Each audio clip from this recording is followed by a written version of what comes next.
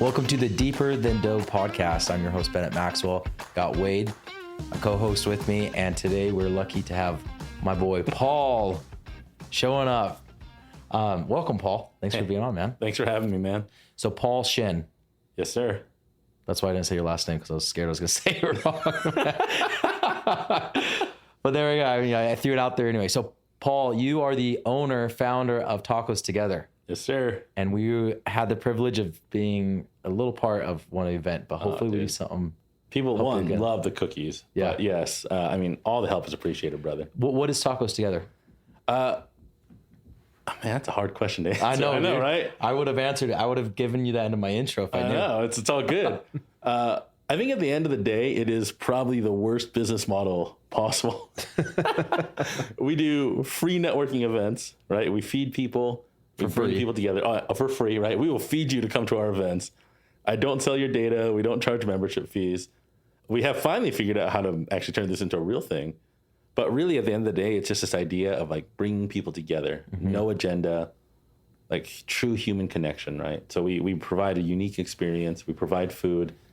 We provide a safe place for hundreds of people to come together. And then like the community that gets built out of that's just phenomenal. Right? Dude, it's so cool what you're doing. And man, like I see everybody supports it because it's like, it's so selfless, you know? Thanks, it's dude. just like, there isn't an agenda. Like, come, network, have some good food, meet some cool people.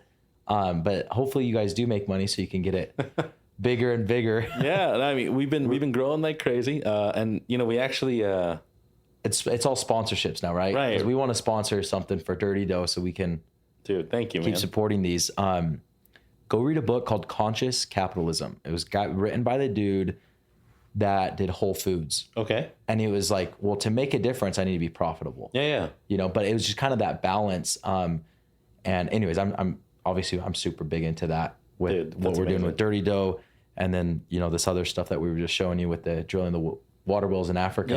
Yeah. So anyways, it's huge respect for what you're doing. What were you doing? What led you into that? What were you doing before? And why did you let's do tacos? Yeah. Honestly, I've always just kind of been around this entrepreneurial space. Like way back in the day, went to BYU for like maybe 8 weeks. Thought I was going to be a dentist. Clearly didn't go down that road. Dropped out of college, ended up creating an event company. 5-6 years later, was able to sell it, which just, I think, kind of got me hooked into this thing, right? Worked with other entrepreneurs, helped them get their businesses to exit. It was amazing. Tried a different startup. It just wasn't meant to be, right? But it was a lot of hours, a lot of money put into it, put me in a real dark place. And for no real reason, I just felt like I just need to share that story about like what it's like to be an entrepreneur that isn't the on LinkedIn, it's no disrespect to anyone. Yeah. You're talking about me. No, not you at all. I promise. Just joking. No. You're like the most real guy I know. But a lot of times you go on LinkedIn and you see those stories of like, my company just won this award. I'm like a millionaire. Right? You only see the good stuff. And I was like, you know what? I failed, and I want to share that story because I bet there's at least one other person out there that failed. Yeah. And I didn't really think anything of it, but that ended up blowing up, and it's because it's relatable. And nobody is sharing that. Yeah, and well, thank you. And yeah, and so that got me to this point where it helped me come out of a really dark place. So a really long answer to your question. Right before this, I was a CMO at this company called Squeeze Media. Great organization. But while I was there, I also kept feeling this draw of like, I want to help other people who have gone through what I've gone through, right? I want to bring community together. And that just kind of took a life of its own to the point where I just couldn't do both. And, had to step away from a solid 6-figure job as a CMO, own office, the whole 9 yards, to go feed people tacos. Dude, that's so cool. Here's a question for both of you guys, circling back to that. Yeah. The realness, because I'm like all about that, but it's so hard and here's why. Like, I was scared to death of social media. Now I'm posting. I'm like 310 pounds. I post a picture of my shirt off right after surgery. Like, that's something I'd never do. I feel like that's progress, but still, if you look at the business, I mainly shared the successes. Obviously the lawsuits, but we're trying to turn that into success. Right, into a success. And here's my fear. What if we share failures, and then potential franchisees then don't want to buy franchise or whatever, which is probably a stupid fear, right? Because it's the authenticity that probably brings more people. But that's always like I don't want to hurt my business by sharing that we just lost X amount of dollars, or we almost backed out of our lease last week because the landlord was like, oh, well, the grease trap. It's like, well, we already have a signed lease. We just wired the dude 40 grand. And it's like, we could lose that now. I don't want to share that on LinkedIn. Sure. But I probably should.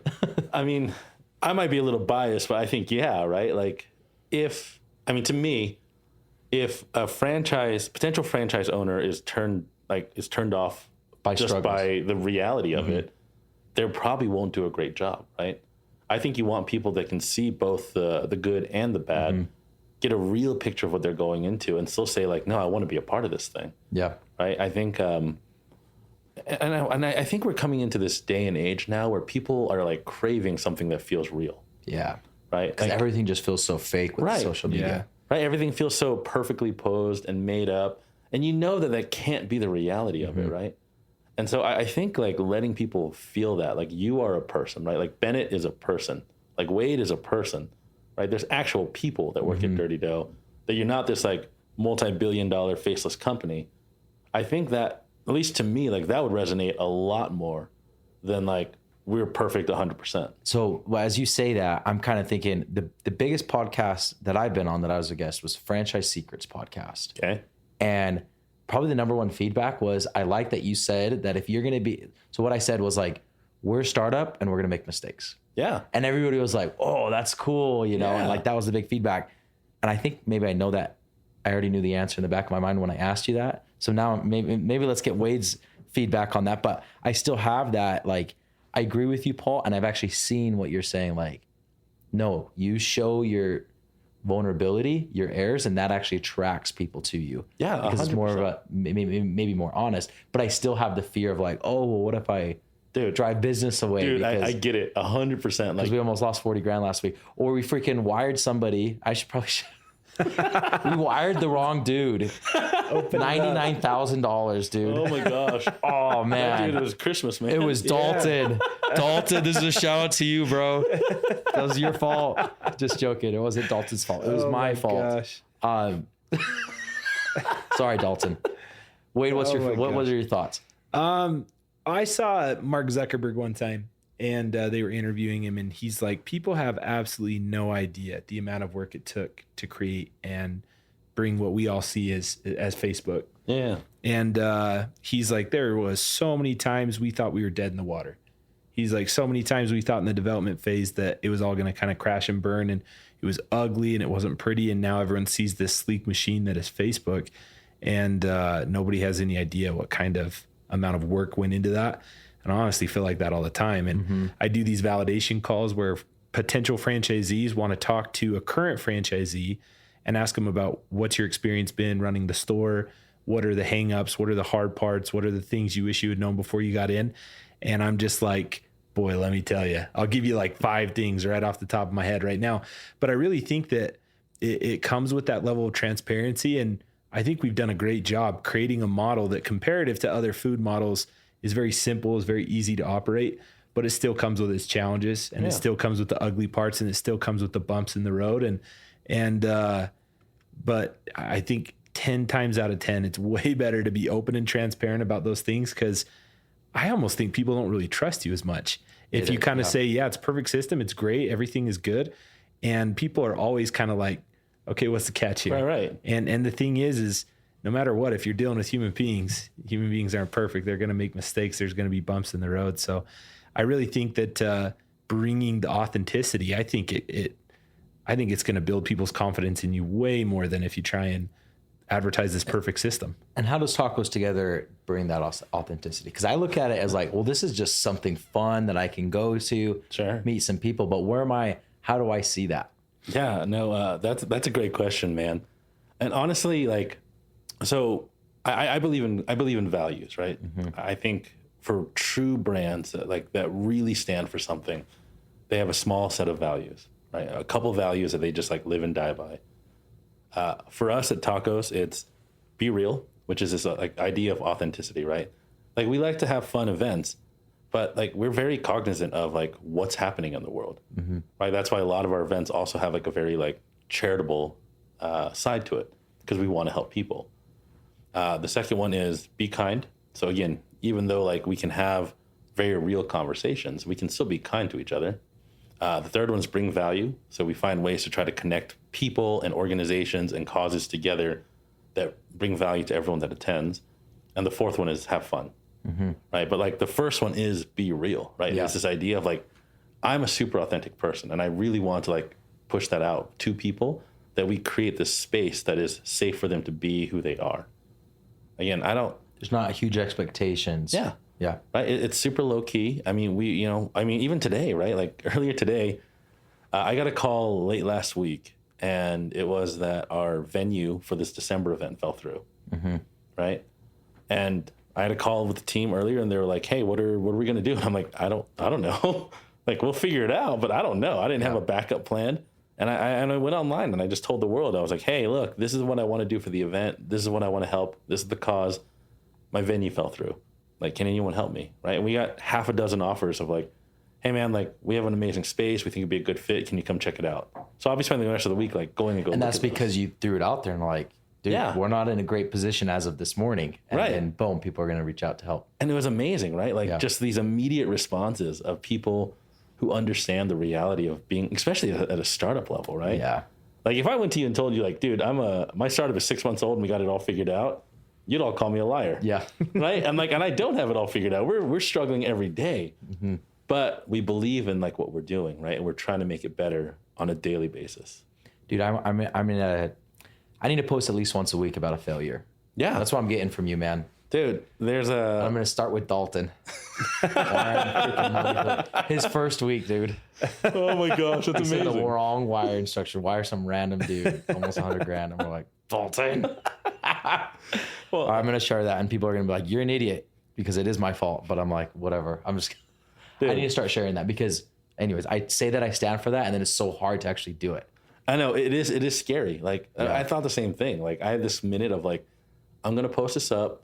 No one's going to respond to it. And then it's like, this whole thing's going to die. And it's just going to make me look stupid. Right. And I'm going to look like, exactly right. I'm going to look like the idiot.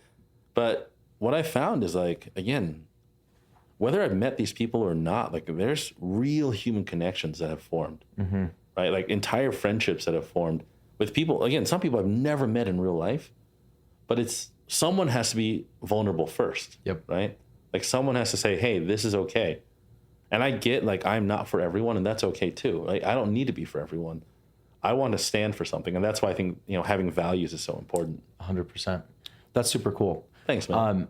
What are you after in all this? I mean, what is bringing you, and not just with Tacos Together, but just generally speaking, what do you achieve the most joy and fulfillment from? Yeah. I know it sounds a little silly. I get it. But like, I think like the pursuit of money and power can sometimes be, well, I think it often is, right? It's hard to be like 100% ethical as you go down that road. Right. And I talk to a lot of people, and like, they all seem to think that it's like, look, I either have to choose to be a good person or make money. Right. Or I have to like sacrifice my family or like to get a great job. Right. Yeah. Or I'm like poor, but I get to spend time with my family. And like, part of what I really want to show to the world is this idea that like, you can do what you love, you can be a good person, and you can still turn that into a legitimate, profitable business. Right. And then you can Conscious use that. capitalism, dude. Dude, I'm super excited to read it. Right. But I mean, that's the hill that I want to go stand on. Yeah. Is this idea. I was like, dude, I'm a startup. I get how hard that is. Right. But like, what's been amazing is that the more I put into the universe, the more I'm like, dude, it's not about me. It's about doing good. It's about standing for something. The more doors have opened. Yeah. Like, it's just been insane to see it. I've never had a startup that's just like immediately gotten the kind of traction that this one has. And again, like that just like reinforces to me every day that I want to tell people the story of like, dude, be you, right? The world doesn't need another Paul Shin. It needs like a whoever you are, right? And like, go do what you're great at and go bring joy to other people. And there's real power in that. Dude, that's super cool. I had a really good question lined right up in my noggin. Here, I'll ask this one while you get that one ready. I mean, where do you find like the It's scary. The balance. It's scary. Well, not necessarily the balance to me to be vulnerable, like the strength to be vulnerable. Because like, for example, I remember one time seeing a post on Instagram that this girl, random acquaintance that I knew, had posted, and she got really real about her marriage and said how it's this amazing thing, but it has its hard times and it's really, really tough and difficult, but it's overall a really positive thing. And I thought, man, that is brave. Yeah. That is incredible to post that, because you see everyone else's pictures of this perfect marriage and doing all these amazing, perfect things. And wow, they must have the perfect marriage and I don't have that or something, you know? And I went on the next day and she'd taken it down. And I was like, oh man, she must have not got like enough of the positive response or enough validation. And she probably just kind of got the jitters and didn't want to give people the idea that she had a bad marriage and took it down. And so you almost kind of think like, I mean, what are you getting just on a personal level, regardless of what anyone else thinks? What does it do for you when you are that vulnerable? Yeah, no, absolutely, man. One, dude, I totally get it, right? I remember the first time I was like, okay, I guess I'm going to share about like what it's like to fail, you know? And like, you know, I talked about that. I talked about my weight gain. I talked about my depression. I found out I was diabetic. Like I was up like 50, 60 pounds, like all these things that happened, right? And it was like super scary to try to share that. Right. And, you know, I'll admit, like there's definitely a little bit of luck there, because I was like, dude, like I might just get torn apart on this thing, right? But I think it's a lot like working out or anything else, right? Like that first time is hard, and it's scary. And you're going to get people who are like, dude, you're crazy. Like, don't do it. There's no way you'll succeed. I mean, you guys are starting a startup, right? Like you hear that every day. But for sure. But yet, like, you keep doing it, right? And sooner or later, you just learn to like tune out all the haters, right? And you just keep going. Mm-hmm. I mean, I've had it. You just get out there. Yeah, that was my experience with the social media. Yeah, I've had people message me, right? And they're like, you seem like a nice guy, but your posts have no value, or like, why are you sharing this stuff, or whatever else, right? Like I've had people come at me for it. Mm-hmm.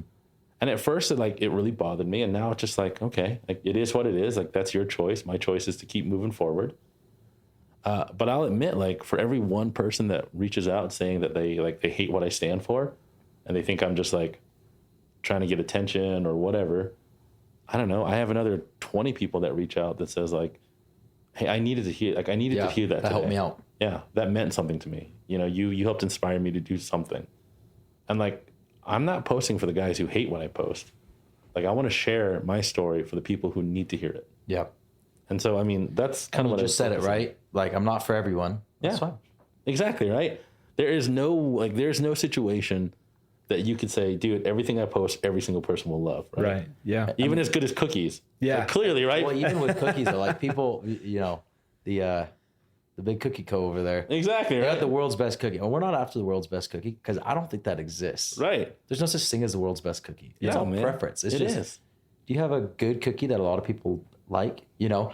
But yeah, when we go for the best or the perfection, I think that's where the expectation, we set it too high and we're always going to fall short. Yeah. And my other issue with like the idea of perfection, right, or being the best, is that it automatically makes everyone a competitor. Yep. Right? Like if I'm trying to be the best authentic person or whatever, right? That means that all of a sudden I got to view every other person as a competitor. Instead, like we can collaborate, right? Like the world is big enough for us to share it. And like, I don't know. So that's I'd probably say that's the other part of it, right? Is learn to, especially if you're like on the social media side and just getting started, and that feels really scary. Yeah. If you're not quite at a point where you're like, dude, I'm going to post everything. You know, I'm just going to like bear my soul out into this universe. Mm-hmm. Start a little smaller, right? Mm-hmm. Find someone else and support them, or communicate with them and build a real conversation through like a comment, right? I think it also comes down to your values, though. You're like, I know what I stand for, so that probably makes it a little bit easier. It does. I mean, because there have been times where as I was trying to figure out who I am, right, that some of the posts or some of the things I stood for or some of the events that I tried to put together, like it was clear that like I hadn't figured out who I was. I think we all go through that, and we're probably all still there. But it's if you don't take the time over several weeks or months or whatever to really understand like who I am, what do I stand for, where am I going for, what do I want to be known for when I'm dead? Yeah. Then you're subject to your mood of the day. Yeah. Because if you don't have that, then it's just like, well, I'm feeling good, so I'm going to do that. I'm not feeling good, so I'm going to say no to that opportunity. But you don't have like this core set of values, beliefs, mission statement to go back out. And I just did that for the first time earlier this year. Like, this is my mission statement. These are my core values. And it was because this business coach is like, what the hell are you doing? Yeah. Because I asked him a question. He goes, does that align with your core values? I was like, dude, shut up. What is a core value, bro? Who does that? You know, it's like, you can ask me to do a business plan. Like, this is 2022, dude, you know? And he's like, you're an idiot. And I'm like, okay, probably. And then I went and did all of that. So anyways, that's for me, looking at what you just said, I'm like, oh, it's probably a lot of that core value stuff is like, this is what I'm doing. So my other question that I had loaded in my brain that I didn't have to stew on for a little bit was, okay, so we're spreading this, you are spreading this message, and I'm with you on that mission of like, let's show the vulnerable parts of life that life isn't always perfect. Yeah. So like, I'm a big proponent of like balance. Like, I have a nanny that comes over and we do date night every Friday night. I love it. Right. Man. I don't want to work past 5 o'clock. Like, there's just certain things that I don't want to do. Yeah.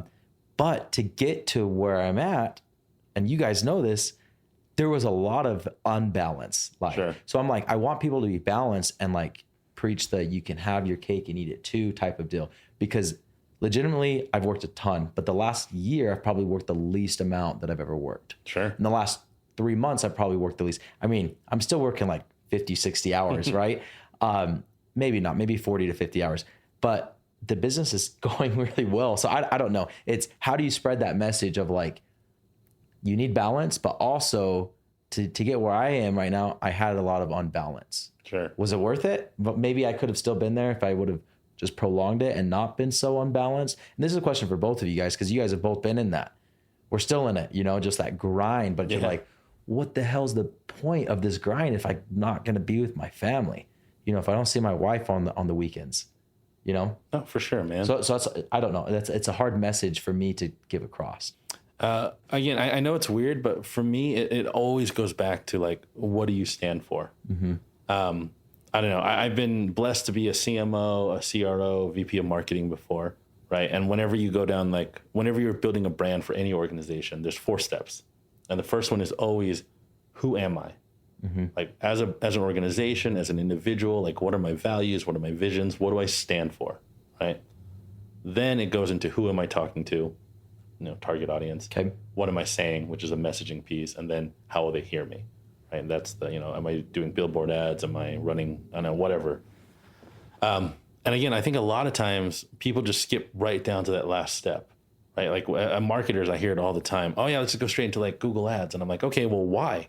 Like you don't even know who I am as an organization, and yet you're like suggesting something. Mm-hmm. That's like going to a doctor, and then the guy just shows up, like, let's just have surgery, right? It's like you don't even know what the problem is, man. Like, anyways, and again, going back to your original question, I think there's a lot of that there too, right? Like, yes, there's definitely a grind that comes with running a startup. But like for me, I just have certain things that I cannot break. Like I promised my wife, I will never miss a soccer game. Mm-hmm. Because if I miss one, then I'll miss 2, which would mean I'll miss a whole season. Where's the line? Mm-hmm. Uh-huh. So like certain lines just had to be drawn. And my value was that I cannot miss a soccer game for my daughter. So no matter what meeting I have. How's your daughter, by the way? She's 8. Okay. Yeah. And she's amazing, right? I love seeing it. I love being there.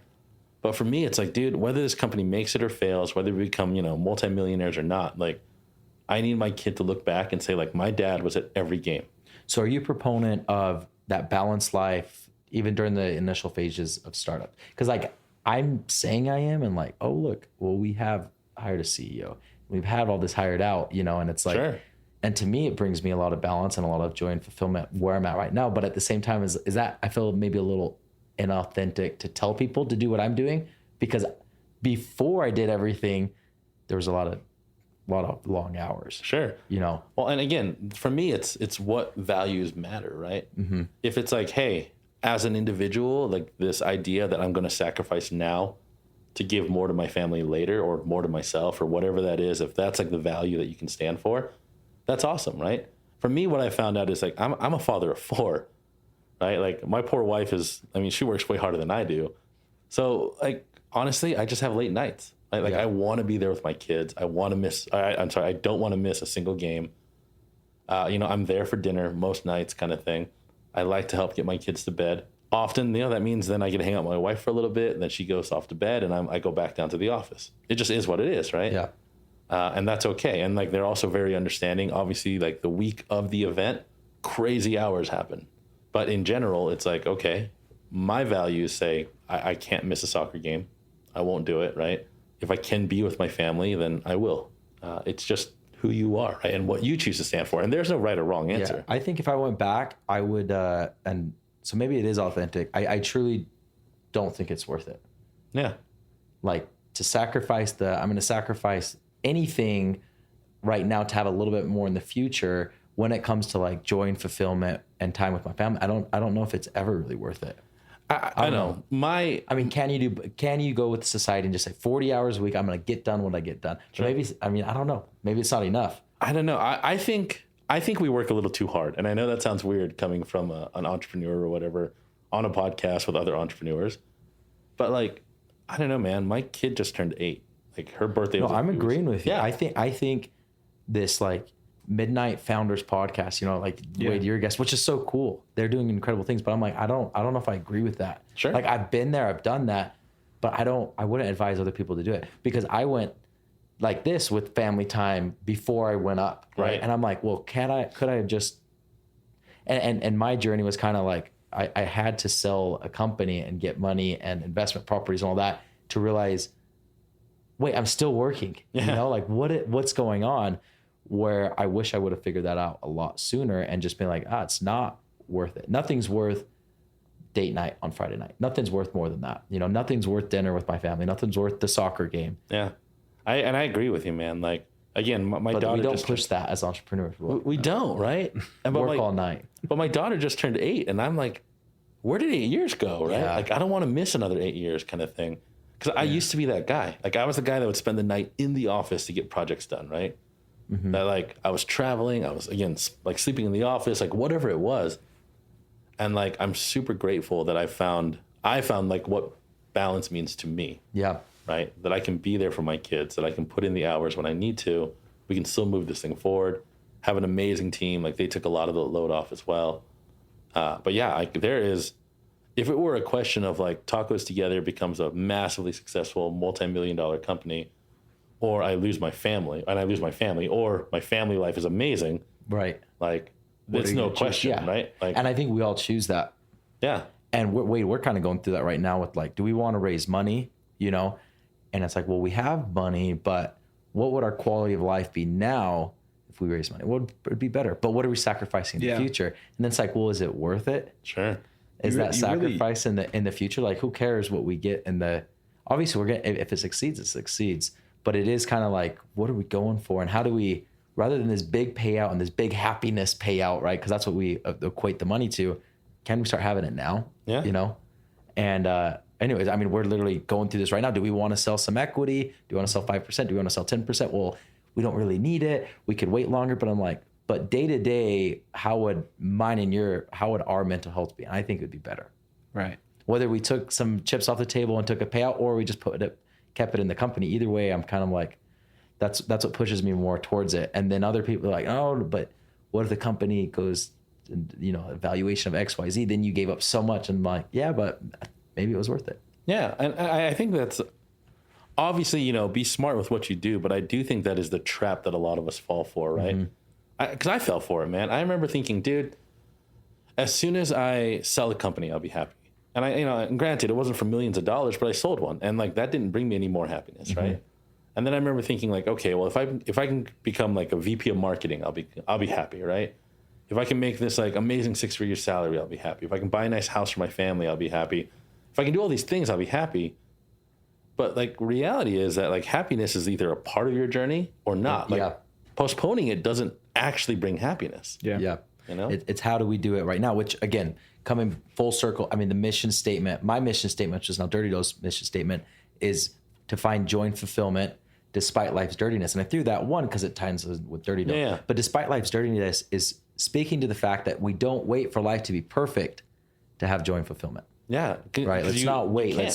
Let's have it now during the journey. Absolutely. Because if you wait till the journey's over to find it, you're not going to find it. Absolutely. It's just you're going to get a little boost of dopamine, You're right. A little bit of public recognition. Some people patting you on the back, and that's patting you on the back. Patting you on the back. There it is. There it is. Yeah, That's the you one. got it. Third time. And that's going to end, right? Yeah. That's going to end, and then boom, that goes with it. So I think, no, I mean, I'm 100% on the same page with it. It's like, how do we find it now and not get caught up with the external factors? Like, we need to find it within, which brings me to like the whole point of Deeper Than Dough, right? Yeah. It's how are we being proactive with our mental health? If I want joy and fulfillment in my life, and I want to help as many people as possible to have joy and fulfillment, I don't see a better way than to be proactive with your mental health. Yeah. So, I mean, what do you do? Do you do something to stay sharp and be proactive with your mental health and make sure that you are finding joy, fulfillment, and happiness along the way? Yeah, no, absolutely, man. In a weird way, you know how there's like downward self-fulfilling prophecies kind of cycles, right? Mm-hmm. In a weird way, I'm in one that's like continually helping me. Okay. Because there are times where I feel it, right? Where I'm like, what am I even doing? Like, people don't give a crap about what this is. Like, I'm a total joke. These have no value. Like, I should just quit. Mm-hmm. Right. But whenever I feel like that, I get to then like have conversations, because I like to check in with like people who come into the, come to the events, the sponsors, etc. And I have these amazing conversations that like help lift me up. Mm-hmm. And that helps me then like have the energy to then go do the next event, right? Which then helps more people, which gives me energy to like go to the next event. It's finding those small wins. Yeah.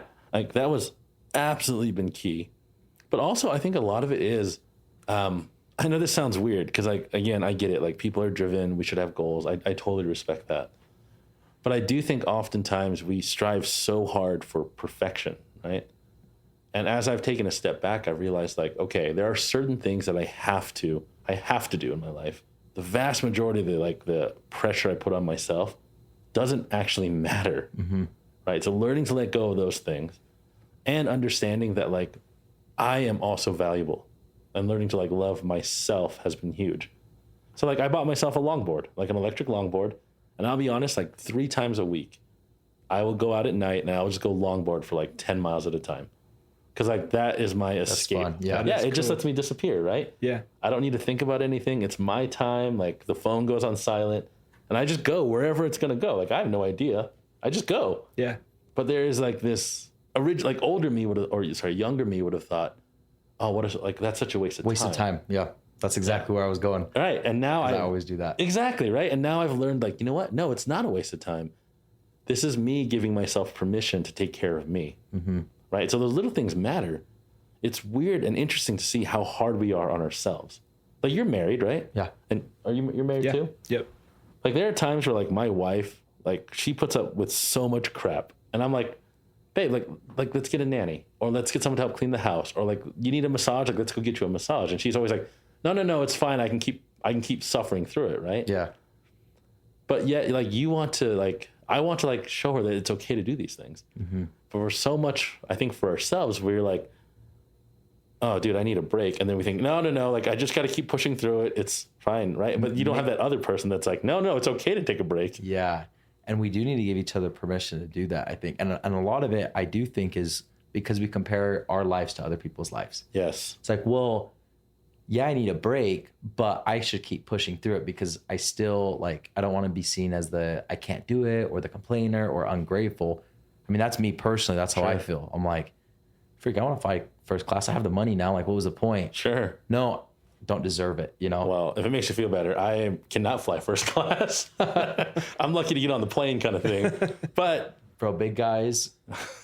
I know. Dude, I went to Philadelphia 2 weeks ago. I was middle seat, dude. Oh my gosh. 4.5 hours, man. Dude. And yeah, I've lost some weight, but I'm still 235 pounds and like, dude, broad shoulders. I always end up right next to the biggest guy on the plane. So Me and him. If the just bumping three of us shoulders. flew together, we'd be on the We'd same be row. on the same Yeah, row. dude, we'd be They'd freaking- find a way to put us Oh in my the same gosh, row. it's amazing. But we man. go through that with like spending money me and my wife, but because we were both raised, that's like, Yeah.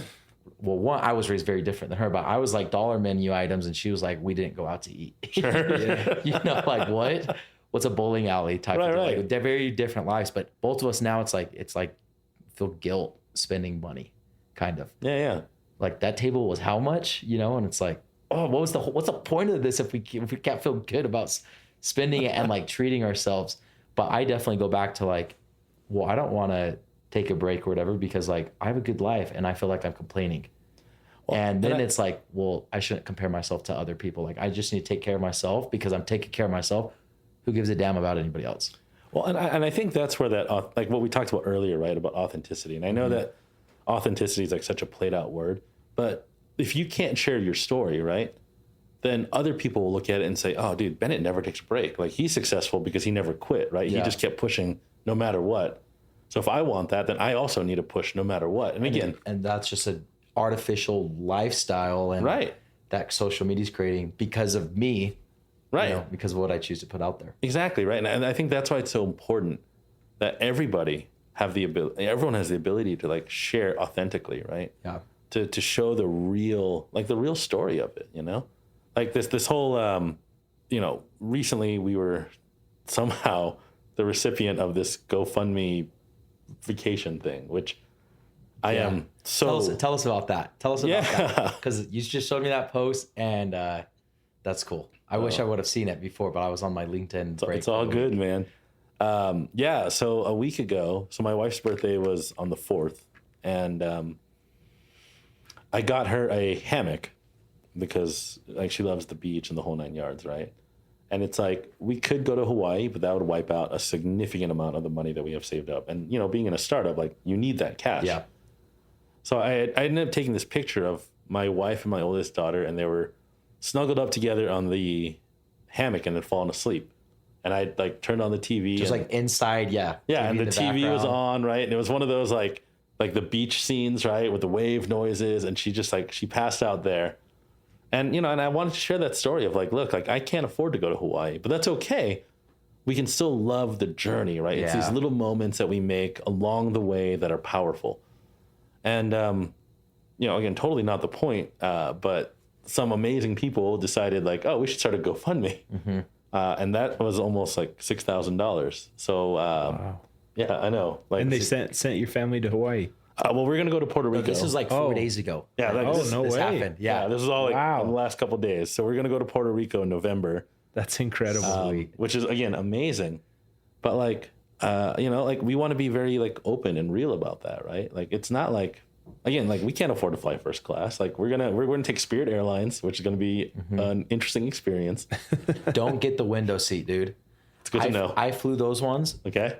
And I thought I could like window seats, cool. Yeah. No, dude, they're smaller and they hit your shoulder and you just like you fly like this, dude. Because when I was in San Diego, I was flying back and forth to when the store was in Tempe. There was like Frontier or Spirit or Legion, dude. And I got the window a few times and I was like, I legitimately couldn't. So anyways, that's good to know. Thank you for that. Get the aisle, dude. Done. Get the aisle. I'll make sure. Those planes are freaking smaller. Anyways, I'm sorry, but were you getting at kind of like we were talking about like the ability to let yourself enjoy it, like accept the gift that people gave you, and don't compare yourself to like, oh, but there's other people, because you said that before, which I'm the 100%. There's other people that need it more. Yeah. Well, there's always people that need it more, like, but. And that was like, for you. That was hard, man, right? Like the day that they started the GoFundMe campaign, I messaged a bunch of people telling them like, please don't donate. Because I felt so weird about it, right? Like, again, like we're not millionaires, but we live pretty comfortably. And I was like, dude, like there's so many other people that need it. And there was this lesson of like, look, part of being authentic and part of being real is the ability to take help from other people, right? And to learn to accept that graciously. And that's something I'm still trying to figure out. But it was like this amazing lesson. And I'm like, okay, cool. Like we're going to do this. I'm going to be able to take my family out and I'm extremely grateful for it. I want to share that experience with as many other people. And like, my hope is that, sorry, not to like stop mid-sentence, to sum it up better. Someone once told me that the stories that you share become someone else's survival guide. Right? And that's why I think it's important that we share these stories, whether it's learning how to accept help when you need it, right? Whether it's talking about the struggles on the journey or whatever it is, the stories that you choose to share, like someone out there needs to hear it. Yeah. Dude, that's super cool. That is awesome. Jump into the mental health. What is the thing that you've struggled with or that you do struggle with? Talking about like authenticity and getting real, like what does Paul struggle with mentally? Yeah. No, for sure, man. I think, a lot of people feel it, but like for me personally, I used to like, and I think part of it is like all the love in the world, mom and dad, if you ever see this, but having, very traditional, very strict Asian household parents, right? It was always this idea of like, well, are you going to become a doctor? Are you going to become a lawyer, right? Like there's all these societal like standards. And I felt like, oh, I have to be the best in my class. And so because of it, I grew up like comparing myself to other people all the time, right? And I feel that even come in now where there's these moments of like, well, yeah, like, tacos together is cool and like we do some good, but like, like what do these other people think? Or like, oh, these other people's like startups, like, are they going faster than mine, better than mine, more profitable than mine, right?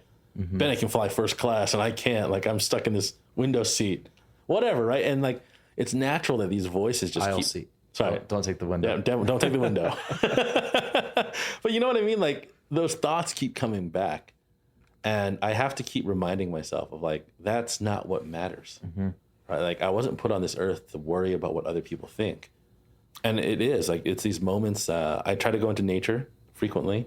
Again, I longboard a couple times a week. Yeah.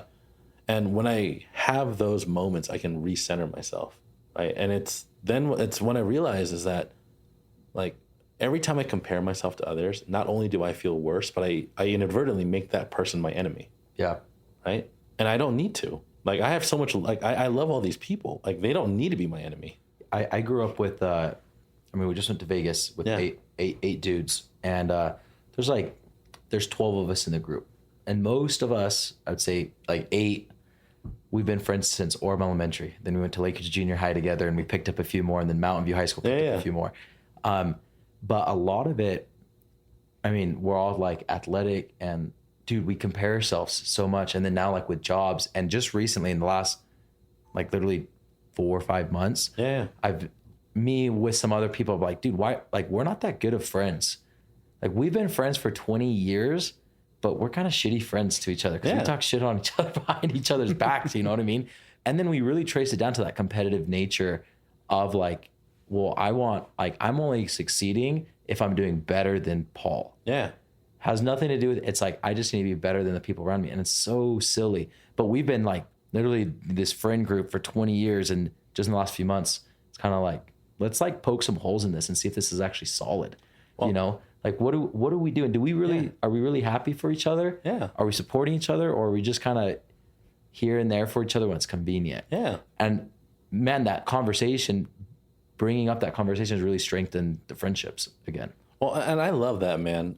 What I've realized is that we naturally try to hide our own insecurities, right? Mm-hmm. But the truth is that, they're really evident. Yeah. Who doesn't feel that though? Like that competition and the comparative of like that person, but how many people are actually talking about it? Sure. Absolutely. Nobody right? really. But again, to my point, right? It's like when I gained a bunch of weight, I started wearing really baggy clothes because I thought, oh, maybe that'd hide my weight gain, right? Because I was insecure about it. And then honestly, I look back at pictures and I'm like, that made me look so much worse. Like everyone could tell that I was insecure about my weight because I was trying to hide it from the world, right? Yeah, when you're doing this all the yeah. time. Yeah. And then you just end up like, dude, you gotta go with the Carhartt shirts, dude. Dude, they let you go down pretty good. They let you go down a size. Dude, I love that. But like the truth of it, right, is then sooner or later I was like, dude, just wear clothes that like feels comfortable and then look good on you, right? Like just embrace it. And kind of that same thing of like, oh, sorry, go ahead. Well, I was gonna ask with the clothes, do you go to events like dress, like you dress chill? Oh yeah, this is me, man. Yeah, I don't know how to dress up anymore. I'm the same way, but sometimes when I'll still go, I still don't feel, like people are in like suit coats or like sports jackets, and I'm kind of like, should I have dressed up? And then I always like, no, I'm glad I didn't, but I still feel that kind of like the imposter syndrome. Yeah. I'm like, I'm just freaking in shorts and some, tennis shoes. This is how I dress. Yeah. Did you go to Silicon Slopes? Yeah, I did. Did you dress like that? Just like this, man. Where a lot of people dress up? I didn't go. Silicon Slopes is a little more casual. I went to another event a couple of days ago that was a little more dressed up. But again, same thing. Same thing. I am who I am. That's cool. What I've realized too is like sometimes I'll have these conversations with like older investors, and I think they're very put off by this idea of like it's a non-traditional business model. Yeah, I'm a very casual person, right? And that's a business plan, probably. Right? Yeah, like we're just winging it sometimes. That's what we do. But there's like, again, for every one person that I don't connect with because of like who I am, I find 100 people that like will love and respect me for who I am, right? Mm-hmm. And even if it was probably 1 for 1, you lose one, you gain one. At least you have the guys that are aligned with you. Yeah. Right?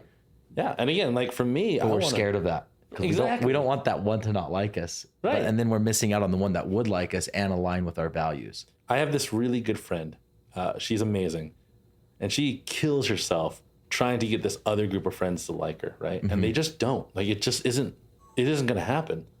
But she works so hard to try to fit in with this other group, right? And it's like it kills me to see it because of that. Yeah. Where it's this insecurity of like I have to fit in with a certain group. And because of that, you no longer are who you are and you're losing the people who love you, right? Yeah. Like instead, just look at the people who like want to be with you. And then you find out like those are the people that you want to go down life with. Yeah. Yeah. It's an amazing thing. Man. It's a hard thing to do because you're like, well, what if I do change? Then maybe they won't like me. But you don't know until you just do. Like, I'm just going to throw myself out there. This is who I am. Love it or hate it type of deal. And it's freaking scary. But and then you see that it typically does pay dividends. Last question for you. With everything you're doing, when Paul Shin dies, passes on to the next life, man, what do you want people to remember you by? Yeah, man, that's a hard question. Well, I don't know. Simply put, like he was a good person. Mm-hmm. You know, like I don't need to build like a massive business empire, right? I don't need to be a billionaire. I definitely don't need a statue erected anywhere. Like I'm just a regular guy. But I mean, that's what I've seen is the magic of this, right? Is that regular people coming together can do amazing things. And like there is good in everyone I've met, right? And these people that think like, oh, I can't make a difference, like they make huge differences in people's lives. Mm-hmm. And my hope is that will, that way I can make a little difference there and that will continue on. Yeah, helping other people. In fact, let me interpret it for you. Choose a different measuring tool, right? Yeah. It's not how much money do you have? It's not where do you live, but it's like your relationships and who you've connected with. And I think most of us have the wrong measuring tool and that we're going through life and we're saying we're not successful because we have the wrong freaking yardstick in our hand. Yeah. So I think that's way better put than I put it. But yeah, that is the idea, right? Is like so many of us feel that we aren't successful in this life. And in reality, we are massively successful in this life. Yeah, we're just using the wrong measuring tool. Yeah. Well, Paul, thanks for being on, man. Dude, it was fun, man. It was a lot of fun, guys. Yeah. You guys have to check out his events. Talk us together. When's your next event? Probably December 1. Okay. So. And which one's that going to be? It is an ugly sweater fashion show. Okay. So we're finding a place with a stage. If you wear an ugly sweater, go out on the catwalk, have a lot of fun. We're giving out prizes. But also we're putting together the largest stuffed animal toy drive in history. So we're trying to provide Christmas for 10,000 kids that won't get it. Sweet. Yeah, it'll be good. And we hope to be a part of that. Me personally, Wade personally, but also our company as well, Dirty Dough. Absolutely, man. We'd love to have you involved. Love to do something like that. Anyways, thanks again, Paul. Thank you, everybody, for tuning in to the episode. And please like, subscribe, and stay tuned for further episodes.